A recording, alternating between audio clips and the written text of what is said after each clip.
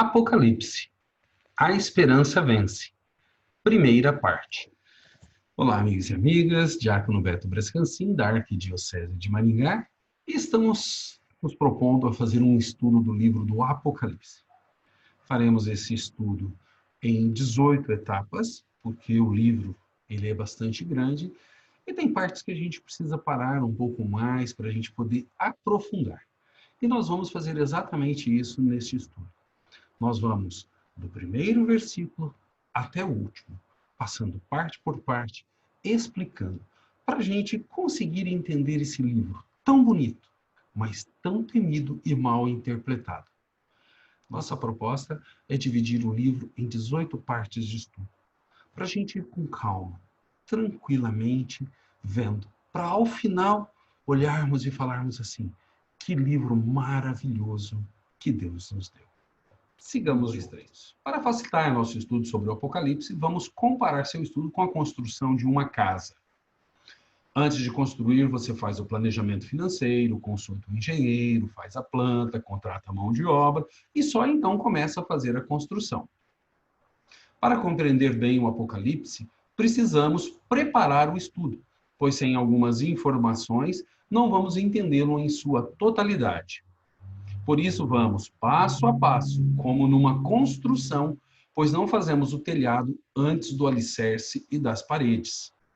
Quando você vai construir, você faz o quê? Você prepara o terreno, você começa a fazer a fundação, coloca os encanamentos embaixo, começa a levantar as paredes, depois você faz a laje, o telhado, aí você vai cobrindo e até você chegar ao final da construção. Existem etapas que você tem que seguir. E se você não seguir essas etapas? Bom, você queima etapas. E pular etapas sempre é complicado.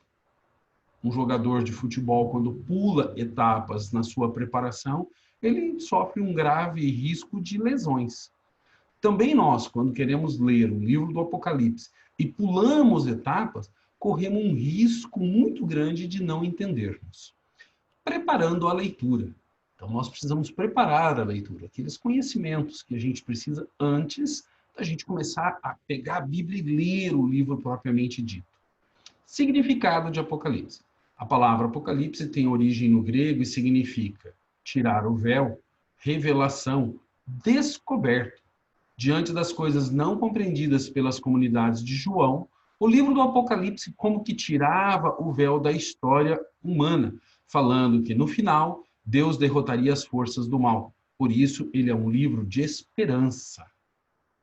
Ele foi escrito para revelar ao ser humano que Deus está presente na história da humanidade e que sairá vitorioso diante do mal que nos cerca e afeta, para revelar a boa notícia de Deus nos fatos ocorridos em nossa vida, mesmo que ruim no primeiro momento, e com isso dar esperança de que ao final sairá vitorioso e nos dará a vida eterna. Ele não foi escrito para falar quando o mundo vai acabar ou quais sinais antecederão o fim dos tempos. Mensagem central. De esperança num cenário de medo e perseguição. Quando nos sentimos ameaçados, podemos fazer mudanças para melhor ou pior. A mensagem é de continuar em comunidade, evangelizando, pois o que Deus preparou para cada um que perseverar é muito melhor do que tudo que podemos imaginar. Não ler com medo, ou achando que nos dará, por suas visões, uma chave para predizer as catástrofes de hoje. Acima de tudo, é um livro que alimenta nossa esperança, fortificando nossa fé e nos falando que o que conta nessa vida é praticar e viver o amor que Jesus anunciou. Gênero literário apocalíptico. É uma forma antiga de escrever. Temos 7 textos apocalípticos no Antigo Testamento. Esses que vocês estão vendo aqui, ó. Isaías, Ezequiel, Zacarias e Daniel. Com este, o Daniel sendo o mais famoso. São 8 textos no Novo Testamento. Então, nós temos 7 textos no Antigo Testamento e 8 textos no Novo Testamento. 1 Tessalonicenses, 2 Tessalonicenses, 1 Coríntios, o Evangelho de Marcos, o Evangelho de Mateus, a segunda carta de Pedro e todo o livro do Apocalipse. Temos muitos livros apócrifos em linguagem apocalíptica, o que comprova que era muito utilizado no mundo antigo. Boa parte dos textos do Antigo Testamento surgiram durante a dominação grega, marcada pela conquista de Alexandre e seus sucessores, que queriam a fusão da civilização oriental e ocidental com a cultura grega, norteando tudo e todos. Isso aqui é o chamado helenismo. Ou seja, se você pensar como um grego, se você agir como um grego, você é gente. Senão, este foi um período de muita disputa militar, ideológica e religiosa para o povo de Deus, que se viu obrigado a usar do gênero apocalíptico, pois não podiam falar abertamente sobre o risco de perseguição. No Novo Testamento, os textos apocalípticos também surgiram em período de perseguições, pois não podiam falar abertamente o que pensavam. Vejamos as principais características deste gênero. Importância histórica. A literatura apocalíptica nasceu para animar as comunidades perseguidas. A situação histórica vivida pelas comunidades é representada pela abundância de visões, imagens e significado dos números, que facilitavam a interpretação da realidade, pois são representações do bem e do mal. No primeiro século do cristianismo, teremos a perseguição dos imperadores romano Nero e Domiciano. Nero, ele governou durante os anos 54 e 68 e Domiciano durante 81 a 96. E foram dois períodos marcados por perseguição aos cristãos. E nesse período é que o livro do Apocalipse vai ser escrito, conforme veremos mais à frente. As comunidades cristãs, utilizando a linguagem apocalíptica, conseguiram dar esperanças a todos, sem que os perseguidores entendessem o que estava escrito ou soubessem quem escreveu. Somente quem pertencia às comunidades tinham as chaves de interpretação. Segunda característica, o uso de pseudônimos. Na apocalíptica, é comum os autores usarem pseudônimos. No Antigo Testamento, usaram nomes de personagem como Enoque, Abraão ou Moisés, escondendo o seu próprio nome e assim evitando perseguição. Na época cristã, usaram nomes conhecidos, como dos discípulos.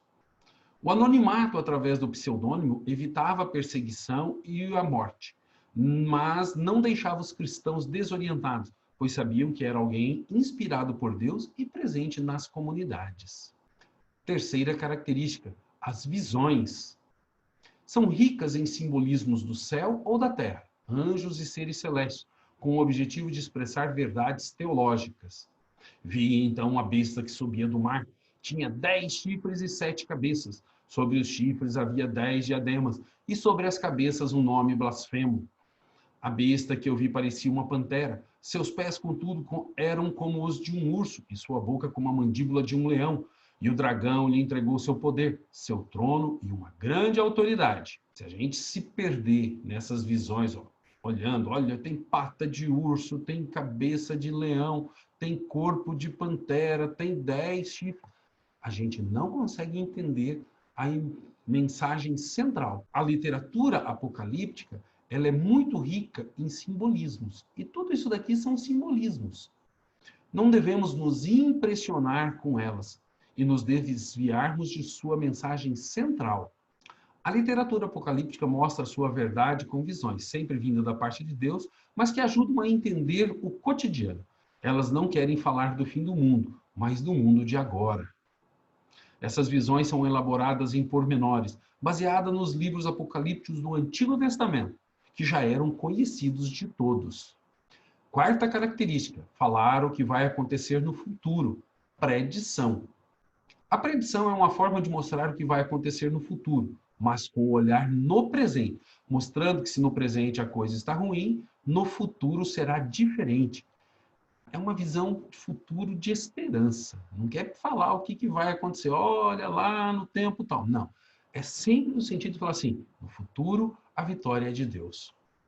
Esse gênero aponta o presente como época de males, perseguições e insegurança, mas prediz o futuro como um período de libertação de todos os males que nos afligem. Usa de imagens de grande exército em combate, com seres e animais celestes. Quinta característica, o uso de símbolos. A literatura apocalíptica usa de imagens, visões e símbolos de difícil compreensão para o leitor de nosso tempo, mas conhecidas naquele tempo para expressarem verdades teológicas e realidades cotidianas que acontecerão em breve, não nos nossos dias, mas em breve para eles que estão naquele momento. Os escritores geralmente viviam em ambiente de perseguição e passaram a usar de símbolos, códigos e cores para que as mensagens circulassem livremente, pois são um meio eficaz de comunicar seus pensamentos, além de serem de conhecimento das comunidades. Vamos ver o que é o simbólico. Simbólico é o que une, agrega e dá sentido a algo maior. A cruz, por exemplo, nos remete a uma realidade muito maior. E ao contrário do simbólico, nós temos o diabólico, que vem do grego diabolos, que significa separar, desunir, inspirar ódio, inveja ou calúnia. É sinônimo de mentira. Olha só. Então, quando nós olhamos um símbolo, por exemplo, de uma cruz, aqui, ó, uma cruz, a gente nos remete ao sacrifício de Cristo. Quando a gente olha essa imagem, a gente já fala, credo! Por quê? Porque isso daqui nos separa. Separa de Cristo, gera ódio, calúnia e mentira. Já aqui, a gente tem o quê? O amor, a doação. Quer dizer, são dois símbolos que nos remetem a coisas totalmente diferentes. O livro do Apocalipse usa muito essa questão simbólica. Os símbolos têm muito peso. E a gente tem que olhar esses símbolos com os valores que aquela comunidade usava. Sexto, dramaticidade. Os escritores queriam tornar viva e convincente as verdades a serem mostradas. Assim, os textos estão cheios de expressões dramáticas. Um dragão, que com uma rabanada só derruba 1/3 das estrelas, rios de sangue, pedras de granizo que pesam 45 quilos, a morte cavalgando um cavalo esverdeado, uma mulher vestida de sol e tendo a lua sobre os pés, animais com várias cabeças e chifres, dragão que vomita rio de água para destruir uma mulher que voa, um dragão e um falso profeta, cada um deles vomitando uma rã e juntando-se a um exército. Todos esses exageros, essa dramaticidade, são próprias desse gênero, pois escondem a mensagem central, que ficará clara quando interpretarmos devidamente os símbolos. Lá no início do livro fala que nós temos os sinais, no capítulo 1, versículo 2. Nós vamos ver daqui um pouco. Portanto, devemos olhar além dos exagerismos e dramaticidades, para entendermos a mensagem central e tornar o Apocalipse um livro de esperança. Essa parte foi baseada a bíblia.org. Quem quiser conhecer mais é só visitar esse site, é um bom site. Um livro cheio de mistério. É muito comum ouvirmos que a Bíblia é um livro cheio de mistério e que o Apocalipse é o mais misterioso. Mas o que significa mistério?